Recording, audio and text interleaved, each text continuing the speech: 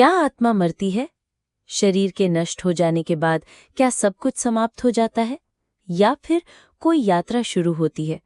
एक ऐसी यात्रा जो हमें स्वर्ग, नर्क या मोक्ष की ओर ले जाती है। हिंदू धर्म में इन सभी प्रश्नों का उत्तर मिलता है गरुड़ पुराण में। आज हम जानेंगे आत्मा का रहस्य, मृत्यु के बाद की यात्रा और वो गूढ़ बातें जो हमारे जीवन को समझने में मदद करेंगी।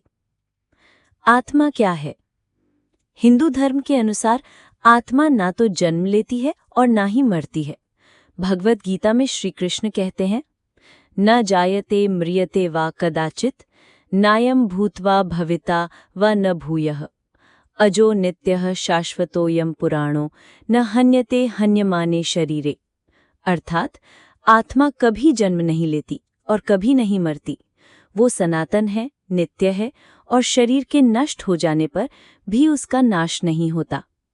आत्मा को समझना मतलब खुद को समझना। हमारा शरीर 5 तत्वों पृथ्वी, जल, अग्नि, वायु और आकाश से बना है, लेकिन आत्मा, वो चेतना जो हमें जीवित रखती है, वो परमात्मा का अंश है। शरीर को आत्मा का वस्त्र कहा गया है। जैसे हम पुराने कपड़े बदलते हैं, वैसे ही आत्मा भी जब शरीर पुराना हो जाता है तब वो उसे छोड़ देती है और नया शरीर धारण करती है। इसे ही पुनर्जन्म यानी रीइंकार्नेशन कहते हैं। कर्म आत्मा की दिशा तय करते हैं। आपने जो किया, जो बोला, जो सोचा, सब कुछ आत्मा के साथ जुड़ जाता है। इसी आधार पर अगली यात्रा तय होती है। अब आते हैं गरुड़ पुराण की ओर। ये पुराण विष्णु जी और उनके वाहन गरुड़ के संवाद पर आधारित है। गरुड़ जी ने विष्णु से पूछा, प्रभु, मृत्यु के बाद क्या होता है? आत्मा कहाँ जाती है? भगवान विष्णु ने जो उत्तर दिए वो आज भी सनातन धर्म के अनुयायियों के लिए अमूल्य ज्ञान का स्रोत है। गरुड़ पुराण को मृत्यु के समय और श्राद्ध कर्मों में पढ़ना अनिवार्य माना गया है, क्योंकि इसमें बताया गया है कि आत्मा शरीर छोड़ने के बाद क्या अनुभव करती है, किन किन लोकों में जाती है, उसे कौन से यमदूत ले जाते हैं, किस प्रकार पाप और पुण्य का हिसाब होता है, मृत्यु के ठीक बाद क्या होता है। गरुड़ पुराण में बताया गया है कि जैसे ही कोई प्राणी मरता है, उसकी आत्मा शरीर से अलग हो जाती है। फिर उस आत्मा को यमदूत लेने आते हैं। अगर आत्मा पुण्यात्मा है तो उसे फूलों की सेज पर स्वर्ग की ओर ले जाया जाता है। अगर वो पापात्मा है तो यमदूत उसे क्रूरता से घसीटते हुए यमलोक की ओर ले जाते हैं। ये प्रक्रिया होती है। आत्मा पहले 10 दिन तक पृथ्वीलोक पर रहती है। 11वें दिन से उसे यमलोक की यात्रा पर भेजा जाता है। इस यात्रा में उसे 48 लाख योजन दूर ले जाया जाता है। यात्रा के दौरान आत्मा भूख, प्यास, डर, दुख और तपन सहती है, यदि वो पापी हो। यमलोक की यात्रा में आत्मा को 16 नरकों से गुजरना पड़ता है। हर नरक उसके कर्म के अनुसार होता है। उदाहरण के लिए तामीसर नरक, जहाँ कपट और धोखे से पाप कमाए गए लोग जाते हैं। रौरव नरक, हिंसा और हत्या करने वालों के लिए। कुंभीपाक नरक, जहाँ पापी उबलते तेल में डाले जाते हैं।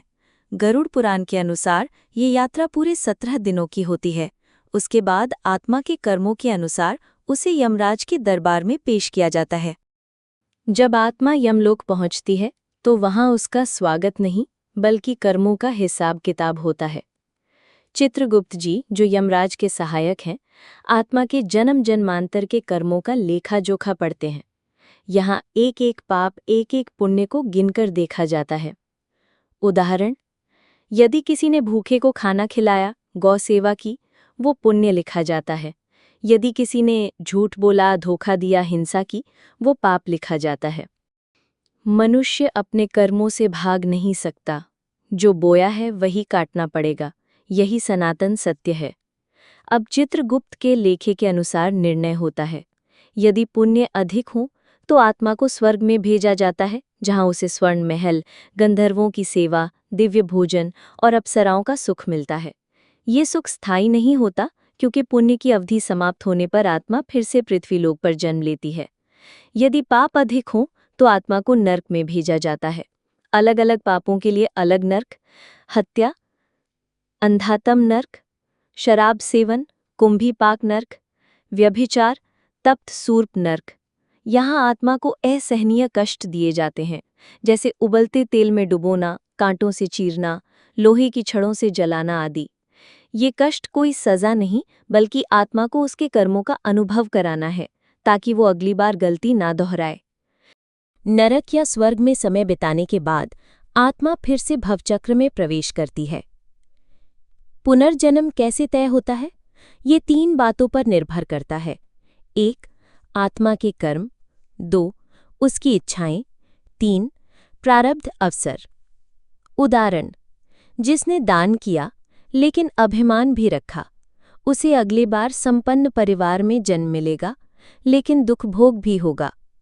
जिसने ईश्वर भक्ति की, सेवा की, उसे संत परिवार में जन्म मिलेगा। जिसने हत्या, चोरी की, उसे पशु योनि, अंधत्व या विकलांगता जैसी स्थिति में जन्म मिलेगा। आत्मा को मुक्ति कैसे मिलती है? नरेटर धीमे स्वर में कहता है, लेकिन क्या आत्मा सदा इसी जन्म मरण के चक्र में फंसी रहती है? नहीं, आत्मा को मोक्ष भी मिल सकता है। मोक्ष क्या है? मोक्ष का अर्थ है जन्म और मृत्यु के चक्र से छुटकारा, आत्मा का परमात्मा में लीन हो जाना, जैसे बूंद का सागर में समा जाना। गरुड़ पुराण में बताया गया है कि ये मार्ग आत्मा को मोक्ष तक ले जाते हैं। 1. सत्कर्म, सत्य, सेवा, परोपकार। 2. भक्ति, विशेषतः भगवान विष्णु या शिव की निष्काम भक्ति। 3. ज्ञान, आत्मा और ब्रह्म का ज्ञान। 4. साधना, ध्यान, योग, तपस्या। जब किसी आत्मा को पूर्ण मोक्ष नहीं मिलता, तो वो पृथ्वी पर भटकती रहती है। इसलिए हमारे शास्त्रों में श्राद्ध, तर्पण और पिंडदान की परंपरा है। इन कर्मों का उद्देश्य है आत्मा को यमलोक की यात्रा में सहायता मिलना, उसके पाप नष्ट होना और उसे नई यात्रा के लिए तैयार करना। गरुड़ पुराण के अनुसार यदि परिवारजन श्राद्ध नहीं करते तो आत्मा भटकती रहती है, वो पीड़ा में होती है, उसे शांति नहीं मिलती। कुछ आत्माएं स्वाभाविक रूप से मोक्ष या पुनर्जन्म नहीं ले पाती। इनके भटकने के प्रमुख कारण होते हैं: 1. अकाल मृत्यु। 2. अधूरी इच्छाएं, जैसे बदला, प्रेम, धन। 3. असंस्कारित शवक्रिया, जैसे अंतिम संस्कार न होना। और 4. श्राद्ध न होना। ये आत्माएं कभी-कभी प्रेत या भूत बन जाती हैं। गरुड़ पुराण में ऐसी आत्माओं को शांत करने के विशेष उपाय भी बताए गए हैं, जैसे नारायण बलि, पिंडदान, तुलसी पूजन और गीता पाठ। अब प्रश्न उठता है, क्या विज्ञान आत्मा को मानता है? आधुनिक विज्ञान कहता है कि शरीर की मृत्यु के बाद चेतना समाप्त हो जाती है, लेकिन हजारों केस ऐसे हैं जहां लोग मृत्यु के करीब पहुंचकर लौटे, जिन्हें नियर डेथ एक्सपीरियंस कहा जाता है। इनमें सामान्य बातें पाई गईं: शरीर से आत्मा का निकलना, एक सुरंग से गुजरना, प्रकाशमय स्थान देखना, दिव्य उपस्थिति का अनुभव होना। ये बातें गरुड़ पुराण की बातें ही प्रमाणित करती हैं। शास्त्रों के अनुसार आत्मा न तो जल सकती है, न ही कट सकती है, न सूख सकती है, न ही उसे मारा जा सकता है। भगवत गीता अध्याय 2 श्लोक 23। नैनम छिन्दन्ति शस्त्राणि नैनम दहति पावकः न चैनम क्लेदयन्त्यापो न शोषयति मारुतः। अर्थ: शस्त्र आत्मा को काट नहीं सकते, अग्नि उसे जला नहीं सकती, जल उसे भिगो नहीं सकता और वायु उसे सुखा नहीं सकती। यह आत्मा ही है जो जन्म के बाद भी रहती है और मृत्यु के बाद भी। हम मरते नहीं, बस शरीर बदलते हैं। मोक्ष प्राप्ति के 5 श्रेष्ठ उपाय। निष्काम भक्ति, ईश्वर की भक्ति बिना किसी लालच के, यही मुक्ति की पहली सीढ़ी है। चाहे वो राम हो, कृष्ण हो, शिव हो या विष्णु, उनके चरणों में समर्पण ही मोक्ष का मार्ग है। नाम स्मरण, राम नाम या ओम नमः शिवाय जैसे महामंत्रों का जाप आत्मा को शुद्ध करता है। जैसे जैसे मन निर्मल होता है, आत्मा परमात्मा के निकट जाती है। सत्संग, संतों की संगति, भागवत कथा, गीता पाठ आत्मा को सही दिशा देते हैं। जिस आत्मा को ज्ञान मिल जाए वो भटकती नहीं है। सेवा और दया, परहित और सेवा, यही सच्चा धर्म है। गरीब बूढ़ों पशु पक्षियों की सेवा आत्मा को पुण्य देती है और पाप दूर करती है। ध्यान और योग। प्रतिदिन ध्यान से आत्मा और शरीर के बीच का संबंध मजबूत होता है। योग से चित्त स्थिर होता है और आत्मा ब्रह्म से जुड़ती है। बहुत से लोग मृत्यु से डरते हैं क्योंकि उन्हें नहीं पता कि मृत्यु के बाद क्या होगा। लेकिन गरुड़ पुराण और गीता के अनुसार मृत्यु केवल परिवर्तन है, समाप्ति नहीं। मृत्यु का भय मिटता है यदि हम हर दिन अच्छे कर्म करें, किसी का दिल न दुखाएं, सच्चे मन से ईश्वर को याद करें और मृत्यु को एक नए जीवन की शुरुआत समझें। मृत्यु एक द्वार है, अंत नहीं। जो इसे समझ गया वो जीवन को सही जीना सीख गया। आत्मा की अमरता के आधुनिक प्रमाण। आधुनिक युग में कई वैज्ञानिक और डॉक्टर भी मानते हैं कि मृत्यु के बाद कुछ जरूर रहता है। कुछ प्रसिद्ध केस: बच्चों को पिछले जन्म की याद आना, past life memories, near death experiences, शरीर से बाहर निकलना, मृत्यु के बाद कुछ आत्माओं द्वारा संपर्क। भारत में कई वैज्ञानिकों ने मनोवैज्ञानिक रूप से ये स्वीकारा कि आत्मा शरीर से परे कुछ है जो चेतना के रूप में कार्य करती है। गरुड़ पुराण की बातें अब विज्ञान भी धीरे धीरे स्वीकार करने लगा है। अंतिम संस्कार का महत्व। गरुड़ पुराण में कहा गया है कि यदि मृत व्यक्ति की अंतिम क्रियाएं विधिपूर्वक ना हों तो उसकी आत्मा भटकती है, उसे शांति नहीं मिलती। इसीलिए हवन, तर्पण, पिंडदान और श्राद्ध आत्मा को यमलोक की यात्रा में ऊर्जा प्रदान करते हैं। मृतक की आत्मा का कल्याण तभी संभव है जब उसके परिजन ये धर्म पालन करें।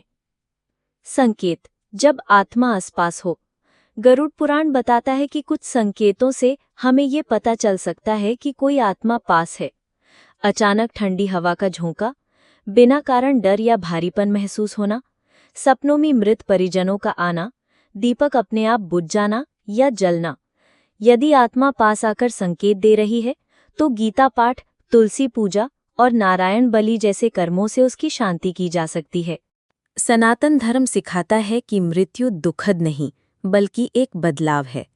जैसे हम दिन खत्म होने पर सोते हैं, वैसे ही मृत्यु एक नींद है, अगले जन्म से पहले की। जो आत्मा परमात्मा में लीन हो जाती है उसे फिर जन्म नहीं लेना पड़ता। उसे कहते हैं मोक्ष प्राप्त आत्मा। तब आप जान गए ना, आत्मा मरती नहीं। हम सब उस परम ब्रह्म के अंश हैं। हमारी यात्रा केवल शरीर से शरीर तक नहीं बल्कि आत्मा से परमात्मा तक है। इस जीवन में जो भी करें, सोचें, बोलें, वो आत्मा के साथ चलता है। पवित्र रहें, सेवा करें, भक्ति करें, यही आत्मा का कल्याण है। आज का ये ज्ञान केवल सुनने के लिए नहीं बल्कि जीवन में उतारने के लिए है। हर आत्मा को शांति मिले, हर जीव मोक्ष की ओर बढ़े। जय श्री हरि, जय सनातन। अगर आपको ये ज्ञानमय वीडियो अच्छा लगा हो तो कृपया इसे लाइक करें, अपने परिवार और मित्रों के साथ शेयर करें और चैनल को सब्सक्राइब करें। आपकी एक टिप्पणी आत्मा की दिशा बदल सकती है।